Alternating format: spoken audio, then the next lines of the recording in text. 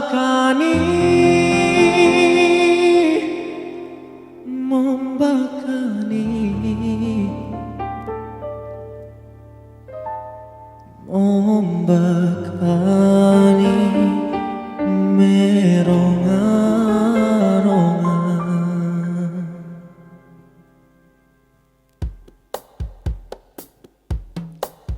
Nomo wingi pewangu ibio, no alei alei kini kuno, no lako lako membakani meronga-ronga banggonano, meronga-ronga banggonano, no away away kini kuno, ipambano kona weha maroa membakani, tumambai tambai kini kuno, tumambai tambai kini kuno, membakani, membakani, membakani meronga-ronga, membakani, membakani, membakani meronga-ronga,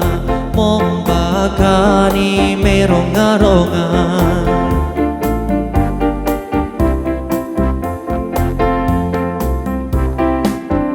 Kini wambule ibio, de aloi bahoi kini kuno, bahoi ialah membakani me baho-baho, membakani me baho-baho.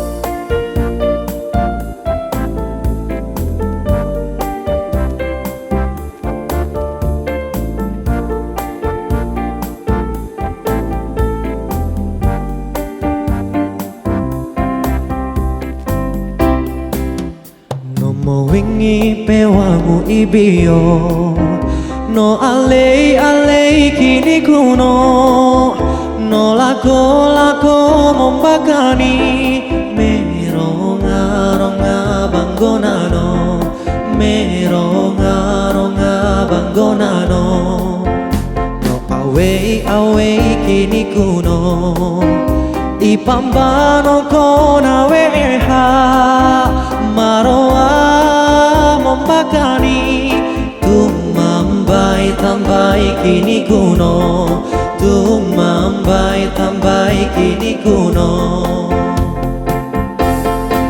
membakani, membakani, membakani meronga-ronga, membakani, membakani, membakani meronga-ronga, membakani meronga-ronga.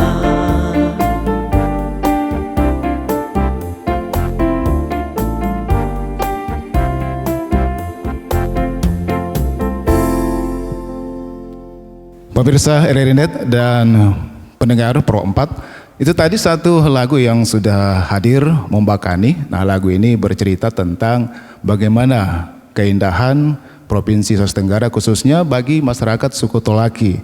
Nah, dalam gambaran lewat lagu tadi kita sudah melihat tentang keanekaragaman budaya, kemudian juga bagaimana tari-tarian, kemudian hal-hal yang memang menarik yang ada di suku Tolaki. Tapi kita tidak akan membicarakan tentang itu, pendengar dan juga pemirsa. Tapi kali ini kita akan melihat tentang satu hal yang memang dalam keseharian kita di akhir-akhir ini menjadi sesuatu yang sangat dekat dengan kehidupan kita, di mana dalam beberapa bulan terakhir ini kita bersama dengan COVID-19 dan berbagai regulasi sudah dicoba dibuat oleh pemerintah, dan ada yang paling terkini adalah tatanan kehidupan baru.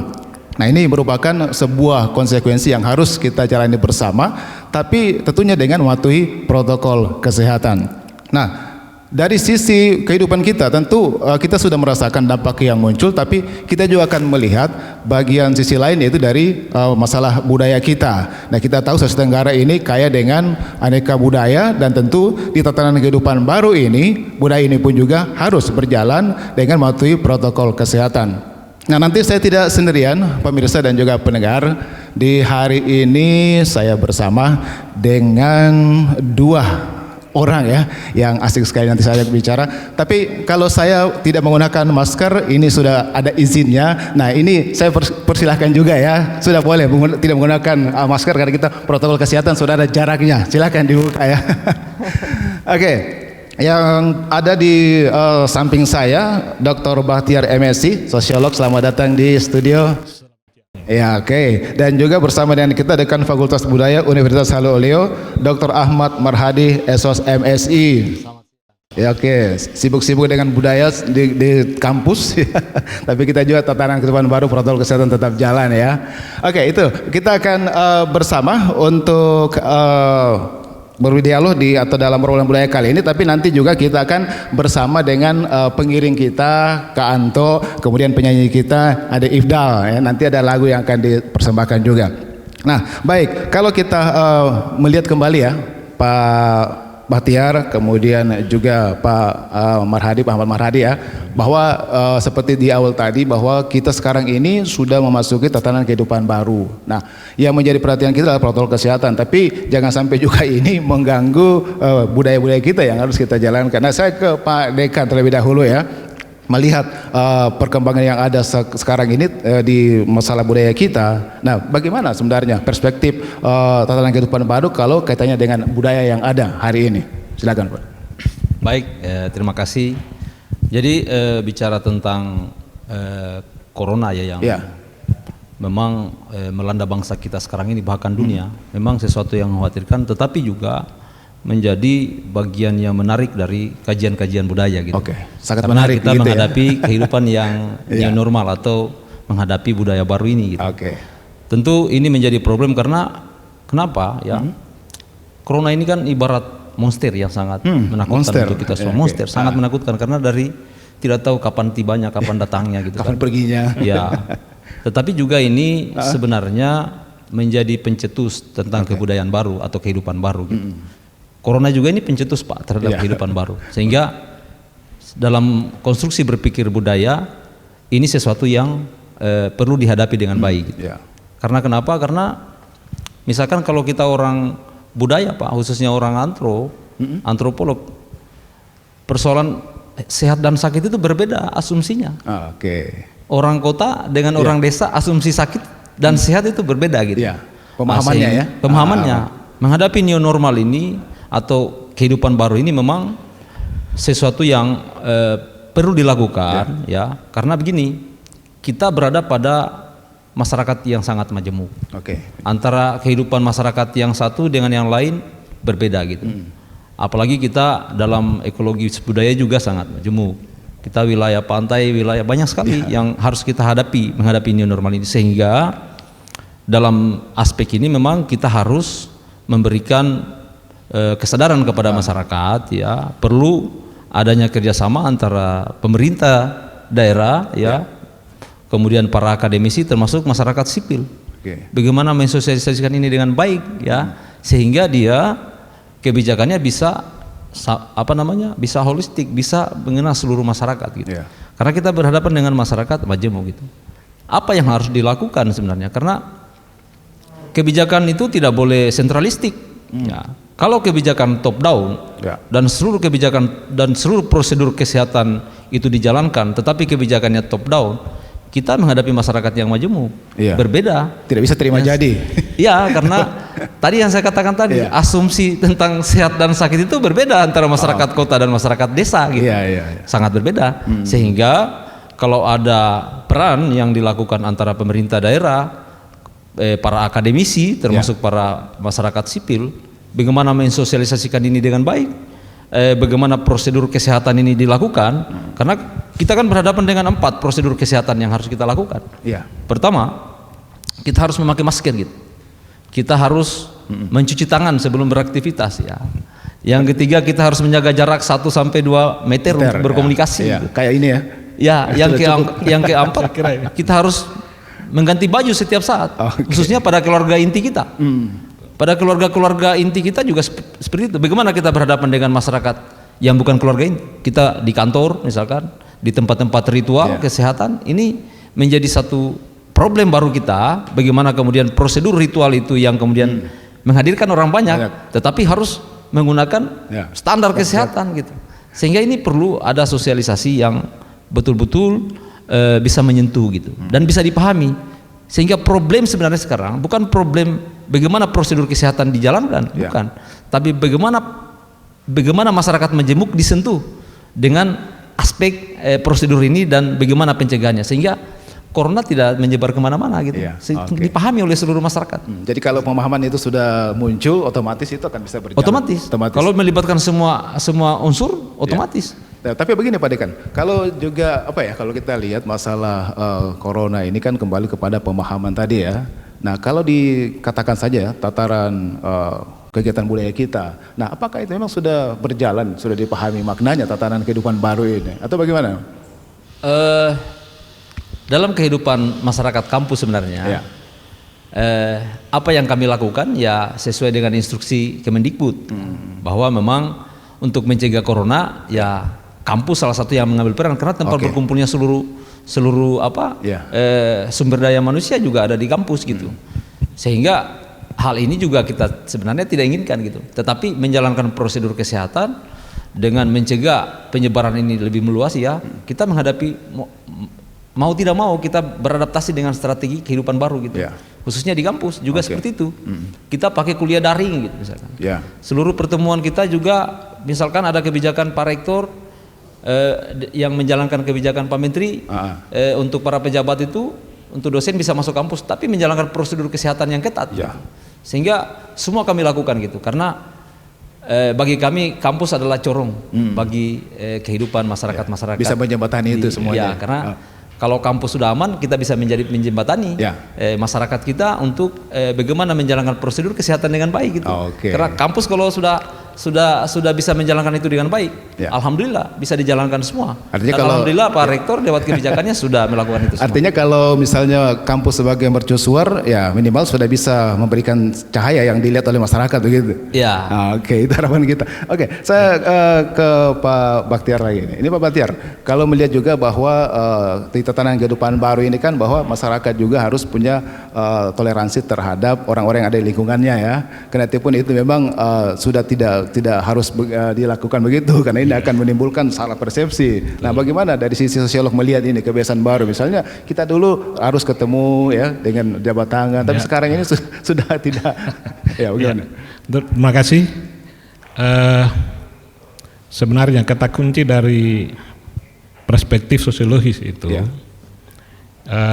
terhadap pola kehidupan baru ini sebenarnya terletak dari aspek adaptasi masyarakat. Adaptasinya ya. Karena memang cara kita selama ini, kehidupan kita selama ini yang mewarnai kehidupan masyarakat kita Indonesia pada umumnya, terutama juga Sulawesi Tenggara, kehidupan yang sangat akrab, sangat intim, suka membantu, suka menolong dan bantu membantu dalam segala kondisi. Kedekatannya itu menyebabkan kedekatan secara fisik maupun secara sosial itu juga terjarak. Nah ini yang harus memang dirubah dalam kondisi ketika corona ini mewabah di seluruh dunia ini. Ya mau tidak mau ini harus diikuti. Nah ini persoalannya tadi, apakah masyarakat kita atau pada umumnya masyarakat kita sudah mampu beradaptasi terhadap ini gitu. Ya, pola kehidupan baru. Karena memang kalau kita lihat di daerah-daerah tertentu di Indonesia yang sudah melonggarkan PSBB misalnya, dan menyambut kehidupan new normal, justru kasus itu meningkat. Nah, ini jadi fenomena menarik sebetulnya ketika masyarakat kita atau sebagian masyarakat kita masih acuh tak acuh terhadap protokol COVID ini. Kalau mereka acuh tak acuh Pak Baktiar, itu artinya mereka tidak memahami atau ada pressure yang tidak berjalan atau bagaimana? Iya betul. Memang ini pada umumnya persoalan-persoalan seperti ini kan sebenarnya ditentukan oleh latar belakang masyarakat itu sendiri. Ya, akhirnya kembali kepada individu gitu. Ya, latar belakangnya seperti apa kriterianya misalnya? Latar belakang ini kan bisa kita urai. Misalnya ya taruh latar belakang pendidikan, ya, latar belakang ekonomi. Ini juga menentukan semua terhadap tata cara beradaptasi terhadap kebiasaan ini. Ya kan kalau kita lihat tadi seperti apa yang disampaikan oleh Pak Dekan, bahwa kita punya masyarakat di desa. Ini terus terang saja kalau kita amati masyarakat di desa kita ini kebanyakan itu ya hampir tidak ya mungkin tidak percaya, kalaupun percaya mungkin pada persepsi muncul itu. Karena memang mereka menyaksikan itu. Tapi saya kira wajar saja, sah saja karena memang di desa itu jarak fisik kita kan longgar kalau di desa. Mereka itu yang lebih dekat itu jarak sosial sebetulnya. Kan itu berbanding terbalik dengan masyarakat kota. Dan itulah sebenarnya sumber penularan yang paling cepat ketika jarak fisik itu dekat. Tapi ini kan kaitannya dengan budaya kita. Saya ke Pak Dekan lagi ini. Ada kebiasaan kita di masyarakat bahwa ini sebuah budaya yang sudah lama. Nah tentu kalau kita harus tinggalkan dalam tatanan kehidupan baru kan rasanya ini secara spontanitas begitu kan tidak mungkin, Pak Dekan. Bagaimana ini lihat? Jadi terima kasih. Memang kadang-kadang kita harus asumsi itu memang harus bahwa asumsi corona ini bukan asumsi bahwa dokter atau orang kesehatan saja gitu. Bisa mengatasi ini. Tetapi pelibatan aspek sosial budaya sangat dibutuhkan gitu. Sehingga kemudian yang terpenting dari semua ini adalah bagaimana sosialisasi ke bawah dan masyarakat pahami gitu. Karena asumsi sehat itu yang harus dijaga gitu. Karena masyarakat pun ingin menjaga kesehatan, mencegah penularan corona yang kemudian menjadi sesuatu yang sangat mengerikan atau menjadi monster yang mengerikan di bangsa ini. Secara aspek sosial budaya dipahami oleh masyarakat gitu. Gimana caranya supaya dipahami, dijalankan prosedur kesehatan dengan baik? Melibatkan seluruh aspek, akademisi, pemerintah, akademisi, masyarakat sipil, sampai masyarakat tokoh adat, tokoh agama, tokoh pemuda. Pak Jokowi saya kira sudah anjurkan itu semua, sehingga program dari sebenarnya tinggal dijalankan dengan baik, sehingga asumsi ini bukan asumsi bahwa hanya dokter, urusan dokter ini bukan. Ini urusan seluruh aspek masyarakat yang harus dilibatkan gitu. Tapi kalau kita berbicara tadi komponen-komponen yang Pak Dekan sudah sampaikan itu ada beberapa poin-poinnya. Sebenarnya siapa yang harus lebih jadi pionir di sini biar ini, atau Pak Bahtiar ingin menyangga itu? Saya kira begini, kita tinggal melihat kondisi saat ini memang bahwa yang menurut pemahaman kami ini yang agak lemah, agak kurang ini sebenarnya di toko-toko informal. Ini yang memang harus edukasinya harus lahir dari itu karena mereka tidak tahu atau karena mereka tidak punya kepedulian? Mungkin bermacam-macam. Tapi paling tidak memang sistem edukasi di lembaga-lembaga, katakan lembaga resmi ini juga harus menyentuh mereka sebenarnya. Ini yang kurang. Ini kurang sehingga memang pemahaman itu tadi. Pak Dekan juga sudah menyampaikan bahwa persepsi misalnya sakit antara masyarakat kota, masyarakat desa. Kalau di desa itu kecuali dia sudah tidak bisa kerja baru dia katakan sakit. Tapi kalau masyarakat kota dengan latar belakang ekonomi tertentu dan demam sedikit, flu sedikit ya bilang sakit gini. Ini jadi ini memang harus kelibatan semua pihak, terutama tokoh-tokoh informal. Ini sangat penting karena memang kita punya masyarakat ini sistem paternalistik itu masih kuat. Masih melekat masih kuat sekali. Jadi memang tokoh informal itu kadangkala lebih mengena ketika dia mensosialisasikan sesuatu. Jadi kita harap itu bisa berjalan sebenarnya. Saya kira harusnya begitu. Tapi kalau kita lihat juga kan kadang muncul begini Pak Dekan dan juga Pak Bahtiar bahwa ada masyarakat yang mengatakan bahwa mengikuti tatanan kehidupan atau protokol dan tidak sama saja. Itu nanti urusan di belakang. Bagaimana kita bisa mengkelirkan ini, Pak Dekan? Itulah yang saya bilang menjadi problem. Karena pada aspek kesehatan, kemudian aspek sosialisasi sosial budaya, tapi satu aspek lagi, aspek ekonomi gitu. Kadang-kadang juga menjadi pilihan yang sulit dalam prosedur menegakkan kesehatan ini, prosedur kesehatan. Jadi si malakama karena kadang-kadang masyarakat kota yang mapan secara ekonomi nggak ada masalah, menjalankan prosedur kesehatan dengan ketat nggak ada masalah, berkantor di rumah pun nggak ada masalah. bagi para ekonomi yang mapan gitu. Gimana masyarakat di bawah gitu. Makanya saya bilang tadi harus dipahami. Yang jadi problem adalah kita menghadapi masyarakat majemuk yang berbeda latar belakang ekonomi, yang berbeda latar belakang budaya. Ya, ini yang menjadi problem dan butuh penanganan secara baik gitu. Makanya saya bilang kerjasama yang baik antara pemerintah, regulasi pemerintah di satu sisi, akademisi di sisi lain, dan masyarakat sipil di sisi lain. Sehingga ini bisa dipahami oleh seluruh masyarakat, dijalankan prosedur kesehatan ini sehingga kita menghadapi new normal dengan situasi budaya yang baru tanpa melupakan budaya yang lama tentunya. Dalam mencegah menularnya secara masif. Tapi mungkin nanti muncul lagi persepsi bahwa tidak enak lah kita harus meninggalkan yang lama kemudian kita coba ambil yang baru sementara belum kita kenal betul. Nah, ini bagaimana ini kita sikapi? Saya kira ya betul itu.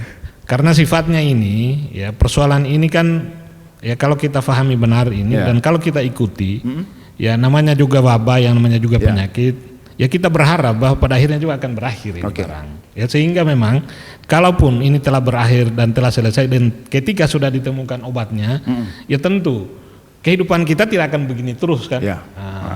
Itu tetap dengan secara otomatis akan kembali kepada kebiasaan-kebiasaan lama kita. Kalau ini sudah jelas ditemukan obatnya gitu ya. Yang persoalannya ini kan obatnya ini sampai kapan ya belum, ini juga. Nah, ini juga yang jadi masalah sehingga memang ya itu tadi kita berharap kepada semua pihak untuk bagaimana penerapan new normal ini betul-betul ditaati. Karena ini wabah luar biasa ini. Artinya ini wabah kita tidak pernah inginkan datang, tapi kita tahu kapan dia pergi. Kapan datangnya dan bagaimana caranya. Ya karena kita belum sebenarnya new normal pun ini juga belum menjadi jaminan bahwa kita akan bebas dari itu. Ya ketika hanya orang pakai masker misalnya jaga jarak. Ya kadang-kala juga. Nah gitu. Malah bicara konsep, bicara konsep asumsi tentang adaptasi sebenarnya adalah dia adalah bagian dari adaptasi itu strategi budaya.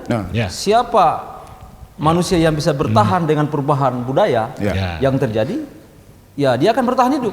Dan siapa orang yang tidak bisa menghadapi ini perubahan budaya ini dengan baik, maka dia akan punah.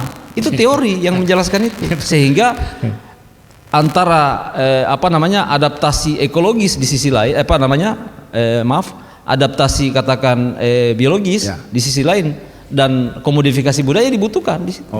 Karena manusia yang dilanda penyakitnya, komodifikasi budaya harus lahir di situ. Tapi jadi menarik. Ada yang Pak Dekan sampaikan masalah modifikasi budaya. Tapi nanti kita coba jelaskan lagi, kita perdalam ya. Tapi nanti kita akan dengarkan kembali lagu yang hadir kali ini adalah Wan Diu Diu. Nah, lagu ini bercerita tentang kebaikan seorang ibu terhadap anaknya, kendati pun ibunya dalam bentuk duyung ya, atau dugong bahasa di sana, di bahasa Buton. Dan ini lagu juga nanti akan kita coba artikan, terjemahkan bahwa kebaikan seorang ibu ini tentu itu akan berada di sepanjang kehidupan kita dan tergantung dari anak-anaknya, kita yang sebagai anak-anak. Tapi oke lah, kita dengarkan bersama lagu dari adik kita Ifdal, silakan.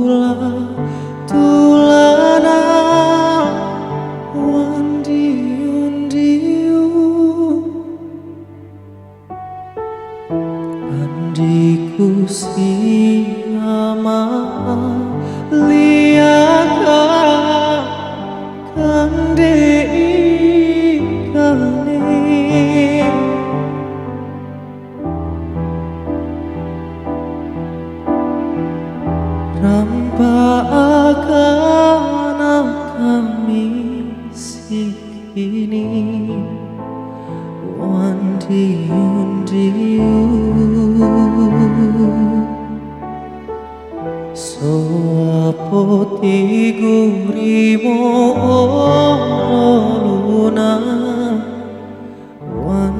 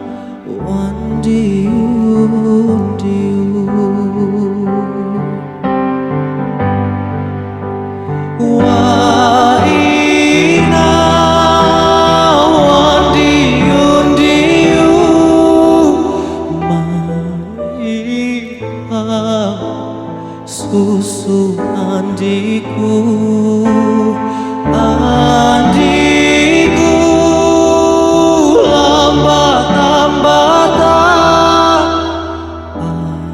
aku la turun koleo wahina wandiu-diu maipa susu mandiku, andiku, lambat-lambatan aku la turun koleo.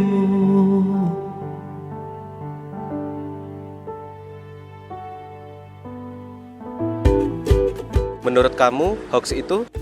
Hoax itu berita bohong kan? Hari gini percaya berita bohong, udah nggak zamannya bro. Hoax itu nggak penting, buang-buang waktu aja. Berita bohong jauh-jauh deh. Hoax menurut saya nggak penting, mending share berita yang pasti-pasti aja. Lagian kan nyebarin berita hoax dosa.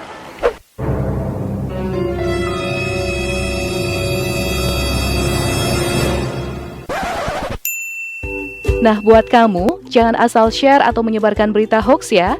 Baca dengan teliti, lalu klarifikasi kebenaran berita, biar nggak jadi korban hoax. Ya, asik sekali ya Pak Dekan dan Pak Bahtiar, lagu yang berjudul Wan Diu Diu. Ada Pak Bahtiar tahu sedikit Wan Diu Diu ini? Oh ya itu Dari Muna. Iya dari Muna, itu apa legenda apa ya seorang ibu terhadap anaknya. Ini dalam rupa duyung ya. Itu karena anaknya itu tidak patuh dan ikut terhadap ibunya, akhirnya ibunya pergi ke laut dan jadi dijadikan duyung. Ini juga pesan dari Pak Bahtiar untuk pemirsa dan juga pendengar Pro4 ya. Oh iya. Oke, tadi modifikasi ini Pak Dekan. Nah, bagaimana modifikasi budaya ini sebenarnya yang bisa dilakukan sehingga nanti implementasi retatanan ini bisa berjalan lah. Kita harap begitu. Ya, harapan kita bisa berjalan karena new normal ini sebenarnya kebudayaan atau adaptasi terhadap kehidupan yang baru itu bagian dari komodifikasi budaya sebenarnya. Bahwa dimodifikasi dengan kehidupan yang baru ini, sehingga sebenarnya bisa saja dilakukan karena ini menghadapi tantangan kita mengatasi corona ini gitu. Dan ini bukan hanya problem masyarakat gitu, ini menjadi problem dunia, bahkan hampir melanda seluruh dunia gitu. Sehingga memang perlu dimodifikasi sedemikian rupa sehingga kebudayaan yang baru ini bisa dipahami oleh seluruh pemangku kepentingan, baik itu katakan tokoh agama, tokoh-tokoh adat, tokoh masyarakat paham bahwa apa yang dilakukan tidak sesuai, tidak seperti budaya-budaya yang biasa, yang lama gitu. Tapi new normal budaya baru ini perlu dihadapi gitu karena satu catatan bahwa dengan menjalankan prosedur ini yang ketat maka kita bisa mengatasi membawa banyak penyakit corona ini yang memang sangat berbahaya gitu bagi kita umat manusia, karena tidak ditahu dari mana sumbernya, kapan datangnya, kapan tibanya, tiba-tiba harus ikut itu, tiba-tiba diklaim positif. Wah, ini jadi problem yang memang harus kita atasi secara bersama-sama. Tapi kalau kita juga taruhlah di agenda-agenda dari misalnya kegiatan-kegiatan budaya, ini kan kadang juga ada tarian atau seni-seni yang lain. Nah, bagaimana tatanan kehidupan baru dilaksanakan di sini? Nah, sementara kan kadang juga kedekatan-kedekatan itu harus ada, Pak Dekan. Nah, bagaimana ini? Silakan. Saya kira kehidupan yang baru itu memang harus beradaptasi. Makanya banyak kegiatan-kegiatan yang sifatnya keagamaan ritual itu ditunda, bahkan tidak dilaksanakan. Bayangkan saja, kita sholat Jumat ditiadakan gitu di Kota Kendari. Karena itu adalah satu mekanisme atau cara dari pemerintah untuk mencegah menularnya corona. Apalagi misalkan proses ritual, baik ritual keagamaan maupun ritual budaya, ya harus dikurangi tensinya. Kalaupun dilaksanakan, maka dia akan menjalankan prosedur kesehatan gitu. Sehingga sebenarnya yang saya sampaikan tadi ini bukan hanya tanggung jawab orang kesehatan, tapi tanggung jawab aspek sosial budaya yang harus setiap saat dijalankan dengan baik sampai kehidupan yang baru ini benar-benar bisa dihilami bahwa ini adalah metode kita atau cara kita menjalankan apa yang menjadi protokoler kesehatan dan kebijakan pemerintah ini, insya Allah setelah itu bisa kita hidup lagi secara normal gitu, dengan kehidupan yang baru ini. Saya kira itu yang harus kita lakukan. Memang rumusan itu harus tetap kita jalankan dan kita harus pegang. kita jalankan, karena kalau kita untuk kepentingan kita, kepentingan yang dipikirkan kepentingan masyarakat umum. Ya, karena penyakit ini jangan sampai menulari yang lain gitu. Maka prosedur itu harus dijalankan. Atau agenda budaya justru jadi klaster baru gitu ya. Bagaimana Pak Tiar? Gimana juga? Memang saya kira kita sepakat bahwa penyebaran COVID ini adalah kontak fisik. Itu saya kira kita sudah sepakat. Sehingga apapun yang kita lakukan sebagai anggota masyarakat kita, termasuk tadi aspek-aspek pelaksanaan budaya, kegiatan-kegiatan yang bernuansa budaya, sebenarnya yang cukup dihindari adalah bagaimana kontak fisik itu dikurangi atau bahkan ditiadakan. Nah, ini yang penting. Hanya kan ini menjadi kebiasaan kita. Ketika kita bertemu, apalagi antara yang muda dan yang tua, kalau tidak jabat tangan itu menjadi seolah-olah tidak afdol pertemuannya. Bahkan bukan hanya jabat tangan. Kita punya masyarakat Indonesia ini kan begitu, ya. Kalau tidak cium tangan justru ini sebenarnya yang harus dianggap sombong ya. Bahkan kalau kita bertemu, misalnya pada tempat-tempat tertentu, ketika kita bertemu jabat tangan, sesudah jabat tangan kita misalnya kita bawa hand sanitizer langsung kita semprot tangan, itu juga di suatu pihak justru menimbulkan ketersinggungan. Seolah-olah dia membawa virus atau penyakit. Ini yang harus harus kita tingkatkan cara berpikir seperti ini di mana masyarakat kita bagaimana diedukasi supaya jangan kebiasaan-kebiasaan yang lama terus dijalankan dan dipraktekkan dalam rangka menghadapi new normal ini. Tapi kalau ini kita telah secara keseluruhan, ya ini kan daerah kita Sulawesi Tenggara boleh dikatakan daerah yang tidak kecil, tidak sempit, luas juga dengan budaya-budaya yang ada. Pak Dekan, nah apakah di tingkat masyarakat kita pemahaman ini sudah cukup berkembang dan bisa dilihat misalnya dari beberapa kabupaten yang ada? Iya, betul. Saya kira inilah yang menjadi problem sebenarnya di setiap daerah, termasuk di Sulawesi Tenggara ini. Sehingga kalau Sulawesi Tenggara ini sering saya katakan kepada teman-teman ya, bahwa ini adalah miniaturnya Indonesia gitu. Karena kita berada bersuku-suku dan sub-suku, ada bahasa banyak gitu. Sehingga memang strategi penanganannya harus berbeda gitu. Makanya saya katakan tadi jangan sentralistik, jangan top down. Karena kita memiliki masyarakat pedalaman yang sangat kurang memahami apa itu corona gitu. Saya misalkan ke kampung-kampung kan, desa-desa gitu, aktivitas itu seperti biasa saja, aman-aman tidak saja, pernah aman-aman saja. Orang tidak menjalankan prosedur kesehatan dengan baik. Aspek apa kan? Salah satunya juga aspek ekonomi misalkan. Sehingga kehidupan yang baru ini dengan standar kesehatan yang ketat itu betul kita bisa jalankan, tetapi harus tersosialisasi dengan baik dalam aspek-aspek sosial, budaya maupun ekonomi bisa teratasi gitu. Ini butuh peran siapa? Yang saya katakan tadi, peran pemerintah, peran akademisi, peran masyarakat sipil. Harus ini diselesaikan. Kalau tidak maka corona ini tidak akan berakhir gitu. Apalagi kita di Sulawesi Tenggara ini ada masyarakat pantai, ada masyarakat pedalaman, ada masyarakat kepulauan gitu, yang tentu harus membutuhkan sentuhan yang berbeda gitu. Inilah strategi kita. Gitu. Artinya sebuah program yang harus diterapkan ke masyarakat memang harus perlu kajian dari beberapa ilmu begitu ya. Oke. Tapi Pak Tiar, tadi masalah kontak fisik ini kan memang di masyarakat kita memang harus dilakukan. Tapi kalau di budaya-budaya tertentu itu kan memang harus ada ketersinggungan antara satu orang. Nah, bagaimana juga ini? Apakah nanti kalau itu ditiadakan justru nanti akan mengurangi nilai-nilai kesakralan dari budaya itu? Betul. Saya kira betul. Itu betul. Nah, inilah sebenarnya yang harus difahami oleh kita semua. Kita tidak berarti bahwa ketika tidak berjabat tangan, ketika tidak cium tangan itu mengurangi nilai dari persahabatan atau pergaulan antara yang kakak atau dengan yang tua dengan yang adik. Kan ini sebenarnya pemahaman yang masih kurang yang dilakukan oleh masyarakat kita. Ini dalam acara-acara tertentu kan bisa kita lihat. Nah, ini Pak Dekan, saya kira acara-acara budaya misalnya perkawinan kan itu masih kelihatan kita ya. Jabat tangan itu justru masih jalan ya. Masih jalan. Nah, ini persoalan sebenarnya ya. Bagaimana kita dalam acara-acara budaya begitu, pernikahan atau apa saja ya syukuran dan lain-lain yang mengumpulkan banyak orang. Bagaimana cara-cara yang lama, yang dulu harus jabat tangan, yang dulu harus berpelukan dan lain-lain, ini bagaimana dihilangkan. Nah, tentu tidak harus hilang secara bersamaan nilai-nilai yang terkandung dari persahabatan, pertemanan, persaudaraan atau kekeluargaan itu sendiri. Kan ini yang jadi, ketika tidak berjabat tangan maka rasa persaudaraan menjadi hilang, rasa kekeluargaan jadi hilang, yang kurang mungkin di masyarakat kita. Saya kira juga tadi jarak fisik. Kita tahu bahwa di Sulawesi Tenggara ini saya kira episentrumnya ini kan di Kota Kendari.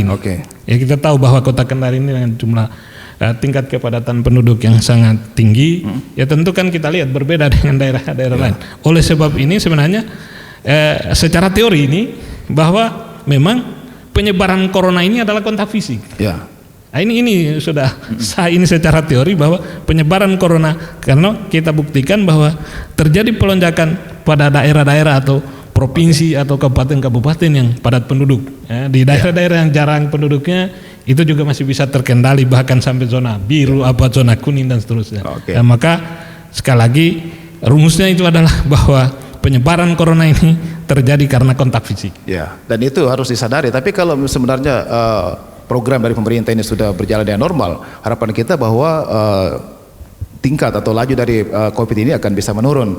Tapi kita juga melihat bahwa kendati pun pemerintah sudah berupaya maksimal ya Pak Dekan, tapi masyarakat juga kadang belum menunjukkan keberpihakannya untuk bagaimana mendukung itu. Nah, sebenarnya di mana putusnya informasi ini atau di mana ganjalan-ganjalan ini sehingga ini tidak sampai ke masyarakat kita, karena harusnya kan semua masyarakat paham itu. Ya, itu kan menjadi problem sebenarnya. Menjadi problem untuk dievaluasi apa penyebabnya sebenarnya. Sehingga ini tidak sampai pada masyarakat bawah gitu, masyarakat desa. Seperti yang dia sampaikan tadi, biasa-biasa saja ya. Yang menganggap bahwa ini biasa-biasa saja. Tentu ini harus ada evaluasi, apa yang menyebabkan ini tersumbat gitu.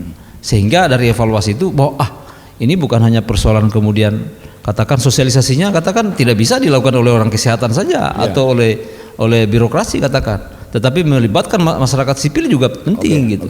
Bagaimana akademisi dilibatkan dengan caranya? Kami di kampus ya katakan para rektor kami lewat kebijakan KKN tematik sudah dilakukan itu.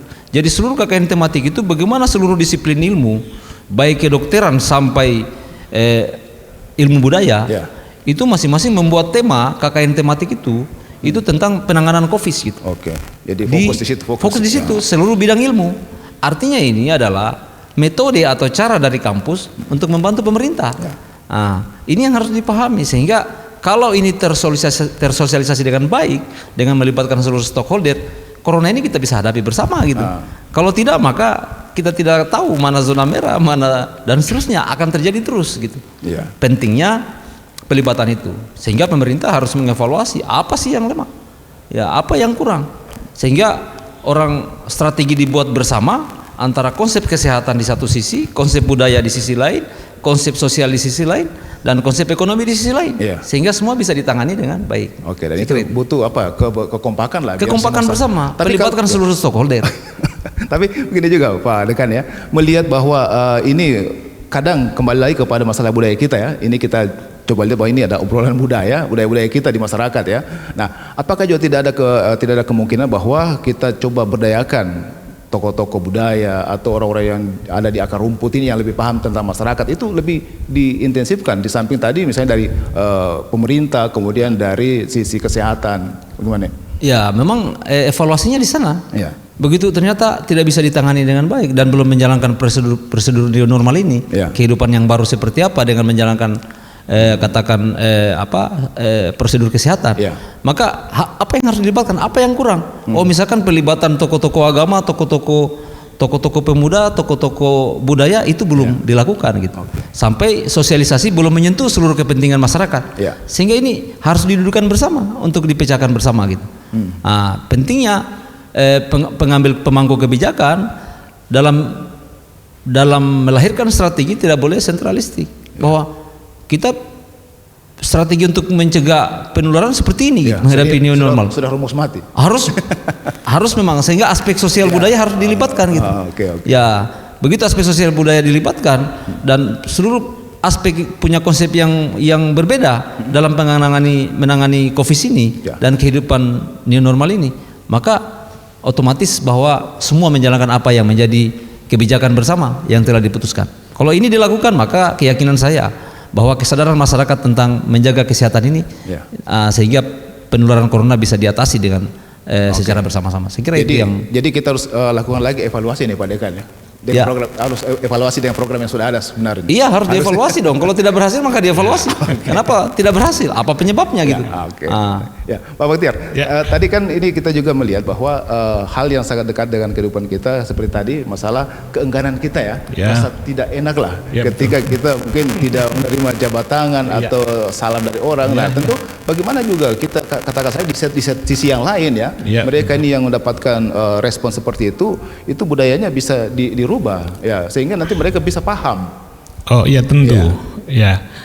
Segala sesuatunya sebenarnya kalau itu tersosialisasi dengan baik, kebiasaan apapun itu bisa berubah.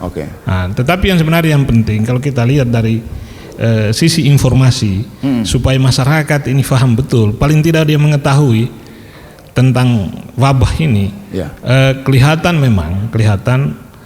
informasi dari pemerintah tentang misalnya penderita atau yang dikena ini masih sangat kurang di masyarakat kita kelihatannya. Kita hanya tahu bahwa sekian yang kena, sekian yang meninggal ya, terutama pada komunitas tertentu misalnya. Itu juga harus disampaikan informasinya supaya masyarakat atau di sekitar bisa mengetahui. Kemudian harus juga disampaikan latar belakang penyakit atau yang dia dapat itu dari mana sehingga orang bisa mencegah. Nah, ini kan yang kurang kalau saya lihat di dalam perjalanan selama wabah dari bulan Maret yang lalu ini ya, informasi-informasi tentang corona ini masih sangat kurang ini, sehingga masyarakat itu dengan sendirinya kurang memahami gitu. Tapi apakah memang juga informasi dari top down tidak bisakah kalau misalnya dari kita sendiri lah yang berupaya untuk melakukan itu? Tentu itu kan akan menjadi kebutuhan masing-masing orang. Secara individu tentu dia butuh sehat, tentu dia harus tapi kan tadi berbeda-beda kepentingan orang ya terhadap informasi. Kita masih akan lanjut lagi ya. Asik sekali kita obrolan di hari ini, tapi nanti kita akan jeda dan kita akan dengarkan beberapa pesan-pesan berikut ini. Mengembangkan disiplin sedini mungkin pada si kecil, tak perlu menunggu hingga ia besar nanti. Tak cuma agar patuh aturan, tapi juga mengembangkan kontrol diri sebagai cikal bakal kelak. Pesan ini disampaikan oleh Radio Republik Indonesia. Obrolan budaya, tatanan kehidupan baru, pemirsa dan juga pendengar Pro 4. Dan tadi kita juga mencoba ya untuk melihat beberapa kebiasaan-kebiasaan yang ada di masyarakat kita. Dan kadang yang membuat kita miris, memang ini sebuah budaya sebenarnya, tapi karena ada protokol kesehatan maka itu harus kita rubah. Nah, misalnya ada di antara penderita ini yang meninggal dunia, itu kan budaya kita bahwa itu harus disemayamkan dengan tata cara yang layak.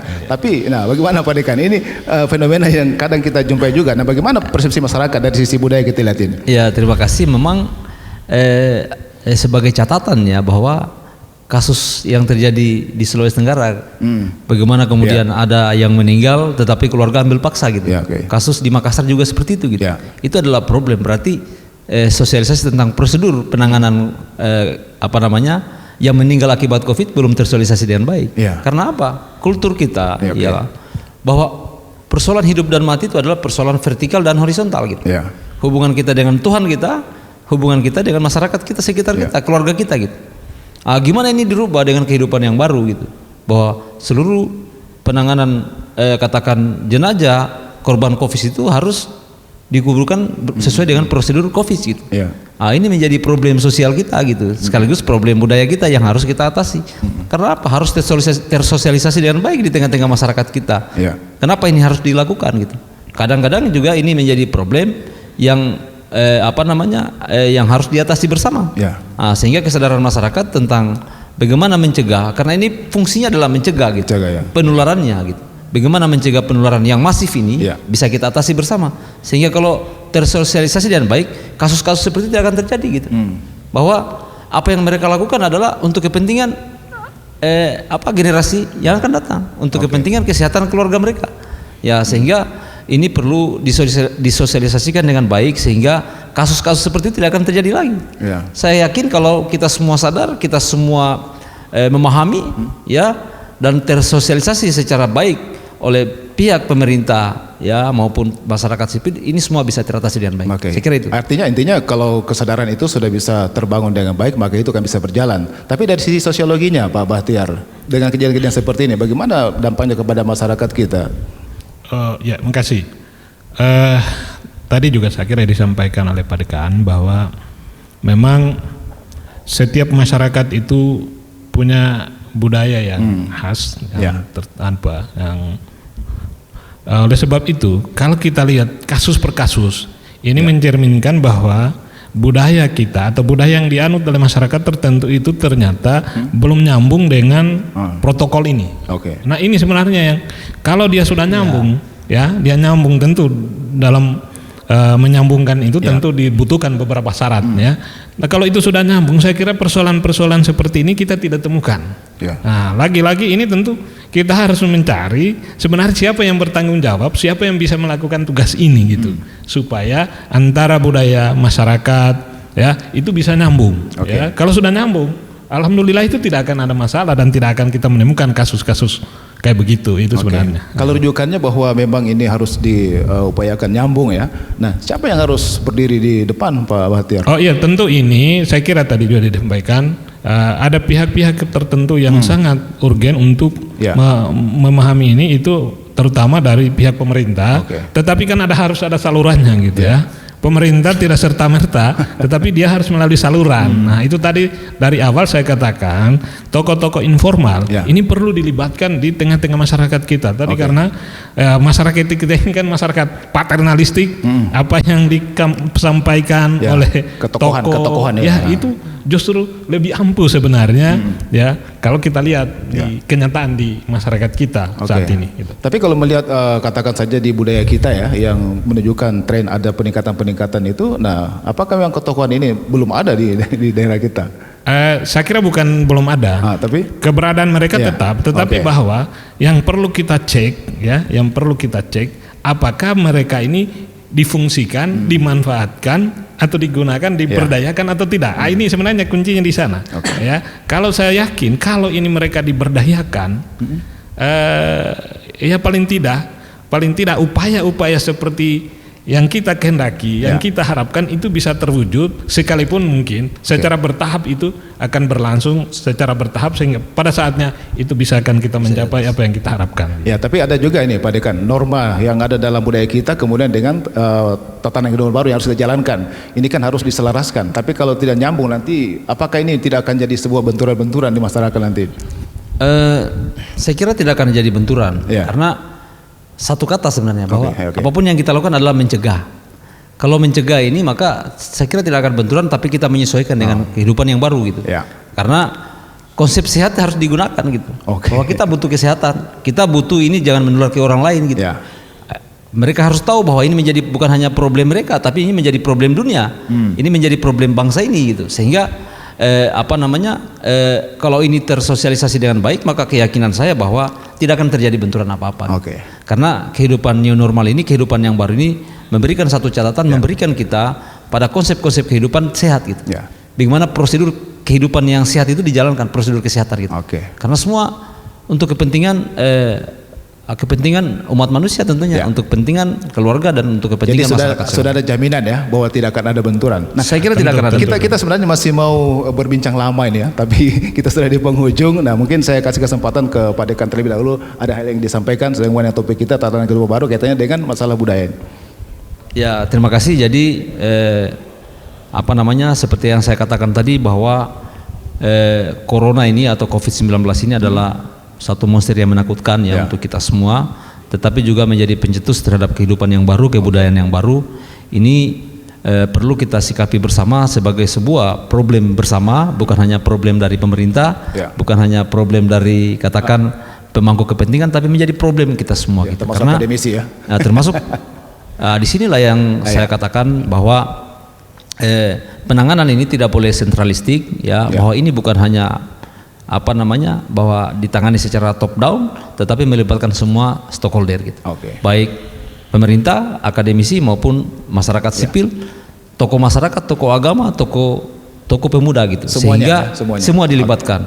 Sehingga kemudian kalau itu dilibatkan dan diberikan tentang banyak pengertian pemahaman tentang kehidupan yang baru ini dengan prosedur kesehatan yang ketat, maka insya Allah corona ini tidak akan menyebar kemana-mana dan kita bisa menyesuaikan dengan kehidupan yang baru ini. Saya kira itu yang penting ya. Oke, Pak Bahtiar. Ya, makasih. Bahwa COVID-19 atau corona ini kita juga sebenarnya tidak berharap bahwa pada akhirnya atau pada suatu ketika ini akan menjadi sebuah seleksi alam dalam kehidupan masyarakat kita. Kita tidak berharap itu, ya karena kita berharap negara dalam hal ini juga pemerintah aktif tentu untuk itu. Tapi paling tidak begini, menurut saya corona ini adalah wabah.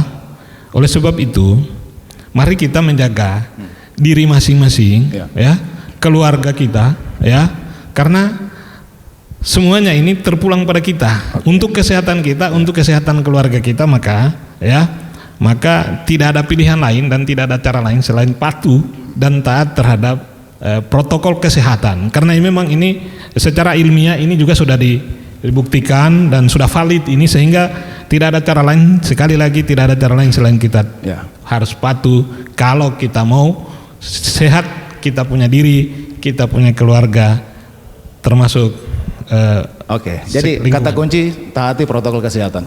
Oke, baik. Ya, terima kasih Dr. Ahmad Marhadi, SOS MSI sudah hadir di acara obrolan budaya Dekan Fakultas Budaya Universitas Haloleo. Kemudian Dr. Bahtiar MSI juga sosiolog. Terima kasih waktunya. Dan itulah akhir dari obrolan budaya kita untuk hari ini, pemirsa dan juga pendengar Pro 4. Dan mudah-mudahan saja apa yang sudah kami hadirkan tentunya senantiasa mengedukasi Anda semuanya. Dan sebagai persembahan terakhir kita akan hadirkan satu lagu penutup ya. Lagu ini berjudul Tanah Wolio, juga bercerita tentang bagaimana keindahan dari Buton secara keseluruhan yang kaya dengan objek wisata, kemudian juga budaya-budaya yang ada di sana. Dan nanti akan dihadirkan lewat adik kita yaitu Ifdal dan juga diiringi oleh Anto Elektron. Dan terima kasih, mudah-mudahan apa yang kami hadirkan sekali lagi, dan kita akan ketemu lagi di kesempatan yang lain. Sampai jumpa.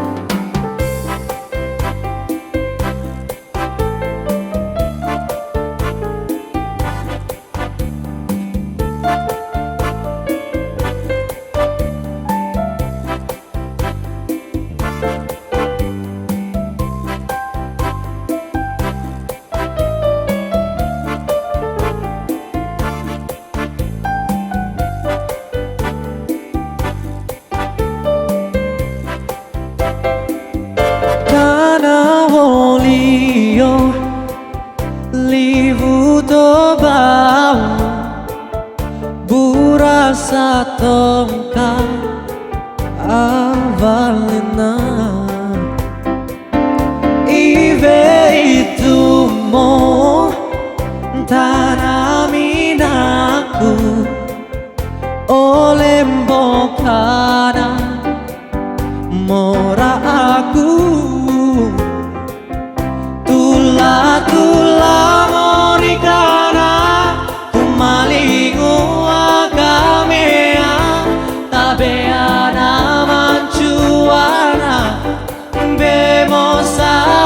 saua tula mori krara kumalingu akamea tabeana manjuara bemo saua tanau molio lape ing kita